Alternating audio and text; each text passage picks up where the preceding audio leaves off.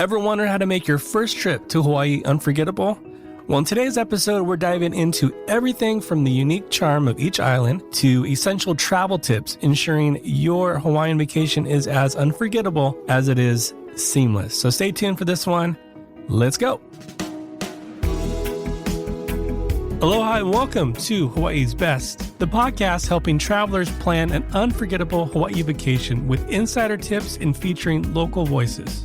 I'm Brian Murphy, a husband, dad of 3, and certified Hawaii destination expert.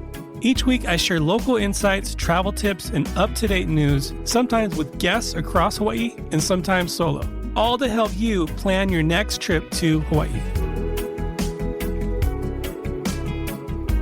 Aloha and welcome back to another episode. Today, we're talking all about what to know for your very first trip to Hawaii. Now, if you're planning to travel to Hawaii for the very first time and you're feeling a bit overwhelmed with all the choices and information out there, then, my friend, you have landed in the right spot. And that's what we're talking about in today's episode. Today is all about demystifying Hawaii for first-timers and turning what might seem like an overwhelming task into an incredible, doable adventure. One of the first things to know before even booking a trip to Hawaii is understanding that Hawaii is more than just a destination. It's this blend of diverse cultures, natural beauty, and the kind of hospitality, aloha, that makes you feel like you've come home, even if it's your very first visit. With that, each island in Hawaii has its own personality and its own rhythm, and we're going to be covering that a little bit in today's episode. I dive deeper into this topic on a recent blog post that'll be linked in the description of your podcast player for this episode. So be sure to check that out. So as we dive into this topic of what to know for your very first trip to Hawaii, one of the biggest questions is, how long should your first trip to Hawaii be? Well, here's the thing. Hawaii is more than just a destination. It's this experience. And to really soak up that experience, I would recommend planning for at least 10 days. Maybe that's doable for you. Maybe longer is doable for you, but depending on your budget, right? But if you're able to, why do 10 days? Well, it's, I think, the sweet spot that allows you to get over any jet lag, especially, traveling with Hawaii's time zone differences, especially if you're traveling from the East Coast of the U.S. continent. That is, what is that? That's like, that could be a 5 to 6 hour, depending on the time of year, time difference. And that takes some time to adjust. And with the 10 days and adjusting to the time zone, that leaves plenty of time to explore, relax, and immerse yourself into the island life. Now, I know what you might be thinking. 10 days might sound like a lot, but trust me, once you're there, surrounded by the amazing beauty and the aloha spirit, time just flies. Plus, those extra days will give you a chance to really dive deep and explore the island that you're on, or islands, if you plan on doing some puddle hopping, going to between islands. But regardless of how long you plan on staying in Hawaii, probably the best key advice that I could give is don't overstuff your itinerary. I see these itineraries and they'll post their itinerary like on a Facebook group, and every single day is, doing Pearl Harbor and trying to do North Shore of Oahu on the same day and then heading over to Kailua for lunch. I'm like, that's not possible. So just try not to overstuff. I know maybe this is like a once in a lifetime trip and you feel like you got to get it all in, but I know it could be tempting. But remember, you're on island time now, and part of the magic of Hawaii is in those unplanned moments, like stumbling upon a beach or finding a local market or place to eat with the most amazing tropical fruits and dishes that you'll probably have ever tasted. So what's the best approach to planning then? So I would say start by jotting down your must-do activities. Maybe it's watching the sunrise at Haleakala, taking a helicopter tour over Kauai to the Nepali coast, or learning to surf on Oahu. Once you have your lists, spread those activities over your days, mixing in plenty of downtime, resort time, pool time, beach time, just getting lost time, and maybe finding a local farmer's market. This way you can get the experience of the best of Hawaii without burning out and feeling like you need a vacation from your vacation when you get home.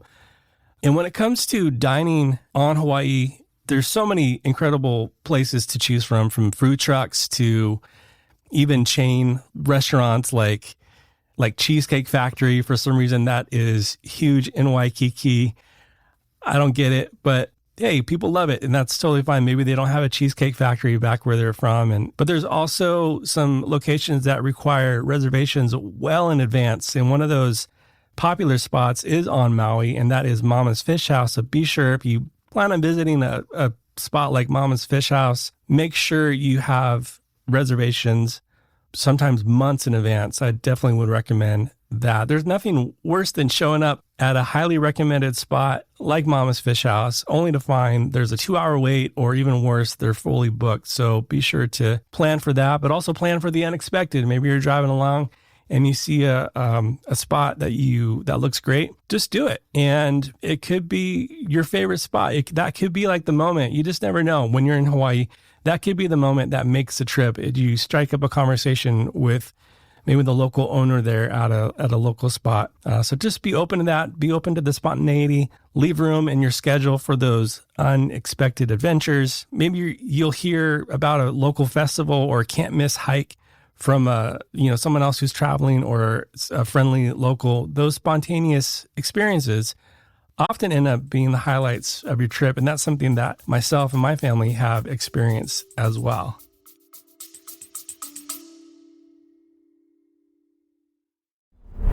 I just want to pop in here and say, if you found any value in listening to Hawaii's Best, is to simply follow the podcast on the app you're using right now. If you're on Apple Podcasts, just tap that little follow button in the top right corner. It's that easy, and doing so helps more people like you who love Hawaii find the show. And now back to the episode.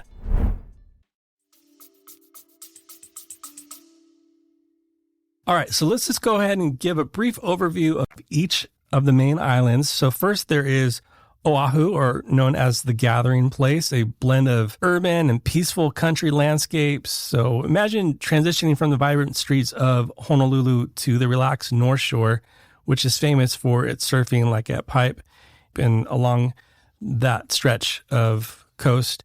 Oahu is also a mix of modern city and historic sites like Pearl Harbor, which is a living piece of U.S. history. And the next is Maui, or the Valley Isle, a top pick for many first-timers. Both Maui and Oahu are kind of the top picks for first-timers, but Maui beautifully balances modern comforts with island magic, if you will. Its incredible beaches and food scene are complement to its natural wonders like Haleakala National Park, which offers, like I mentioned, breathtaking sunrises and sunsets also, if you're able to do that. Kauai, or the Garden Isle, is an adventure's paradise with lush rainforests, dramatic cliffs, and stunning trails. It's less developed, so Kauai is rich in unspoiled natural beauty, perfect for outdoor enthusiasts.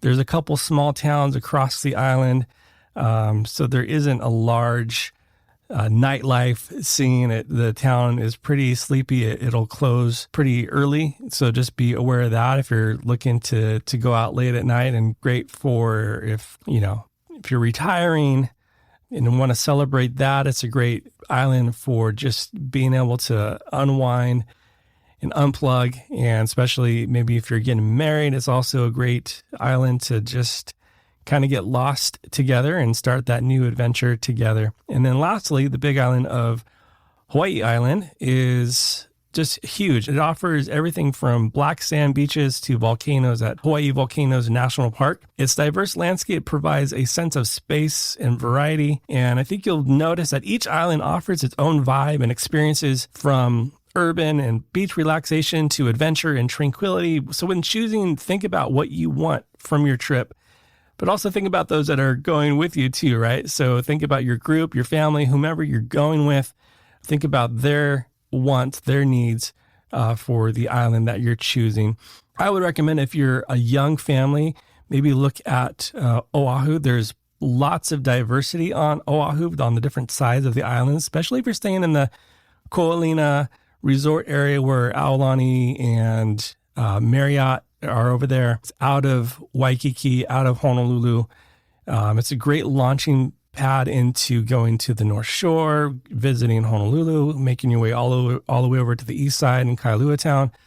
We love staying in the Ko'olina area, but if you're staying in Waikiki and just have some time in Waikiki, it's cool to get that experience and see Diamond Head and Waikiki Beach and the whole thing, but also plan for some time out of Waikiki as well, especially getting up to the North Shore and getting some country in is also a good refresh. So as a young family, I would highly recommend Oahu, but really you can't go wrong in any of the islands. I mean, you're in Hawaii. Come on. It's amazing. Delving into the heart of Hawaiian vacation also means embracing and respecting its rich culture, which can transform your trip into a truly unforgettable experience. Hawaii is deeply rooted in vibrant traditions and customs, offering a unique blend of history and culture. Engaging with this culture enriches your experience and shows respect for the local community. So before your visit, take some time with yourself to learn about Hawaiian and Polynesian culture, history, and some basic Hawaiian phrases. On this podcast, we've had some of those, and we've had some Hawaiian teachers on. So you go back and listen to those as well. I'll link those in the episode description, but also just take some time, like a simple aloha, mahalo, can make a significant impact, and throwing up the shaka and just taking time and not using your horn and just letting the island time do its thing can go a long way. And experiencing Hawaiian culture through its music and dance and art, especially at a luau, is also a recommendation. It's not just about the entertainment of the luau. It's a journey into Hawaii, and it's a journey into Hawaiian cuisine, a mix of traditional dishes influenced by diverse cultures. So try dishes like poke, kalua pig to connect with the culture and support local businesses. The food is culture and culture is food. So be sure to try some of those dishes maybe that you haven't tried yet or don't have at home. And also remember that Hawaii is more than just a tourist destination. So respect the land. It's one of the sayings is malama aina, care for the land, by caring for the environment and leaving no trace wherever you go, whatever hike you do, wherever you go, just leave no trace, pick up, trash, rubbish along the way. This approach ensures that the islands remain pristine for future generations, for your children, your children's children. These islands are better than we found it. So that's a huge topic right now, as I'm sure as you have done any research on traveling to Hawaii, is making sure that responsible travel is at the forefront of everything and anything that we do. Now, I was going to cover some of the things to do on each island, but I just think that's just going to get a huge episode and too much info. I'll have to do separate episodes about what to do on certain islands, and especially what to do with certain, months of the year. I want to talk a little bit about some mistakes to avoid. And one of those key mistakes to avoid is, like I mentioned, overstuffing your itinerary. It's tempting to fill every day with activities, but remember, the essence of Hawaii is in the experience, not just in the doing. So rushing from one activity to another can be overwhelming. So slow down, savor each moment, go a little bit easier on your budget, whether it's relaxing at a beach, hiking, enjoying a simple meal. These things can help you to avoid overstuffing your itinerary. Regarding weather, don't let unpredictable forecasts deter your plans. Hawaii's weather can change rather quickly, and a brief shower can often be followed by sunshine. So also leads me to our next point, kind of goes together, but also never underestimate the Hawaiian sun. It's closer to the equator, and even on cloudy days, be sure to protect yourself with reef-safe sunscreen. So stay hydrated, wear protective gear like hats and sunglasses. And if you're looking for a list of some reef-safe protective sunscreen, we also did a post on that, and I'll be sure to link that in the episode description on your podcast player. And finally, avoid making the mistake of not planning ahead. I know I mentioned about restaurants can book up fast, but also some of the tours can book up quickly. If you have dates on the calendar that you're going to be going to Hawaii, Get those down, get your accommodations and get your flights booked. And then immediately, as quickly as you can, try to get a list together of what you want to do, what your group wants to do. Book those tours, book those luau's, just so they don't book up or you have some FOMO. Like, I wish I would have done that, but be sure to book in advance as best as you can. So there you have it, a high-level overview of what to know for your very first trip to Hawaii. And to dive deeper into what to know for your very first trip, go to the show notes. Also, links to the articles I mentioned, such as a blog post that goes into deeper what to know for your very first trip to Hawaii. All right, until next time, as always, live with aloha. Mahalo for listening to this episode of Hawaii's Best. To stay up to date on future episodes, hit follow on your podcast app. Hawaii's Best is a production of Shorebreak Media Group with editing by Easy Podcast Solutions and music courtesy of our friends Stick Figure.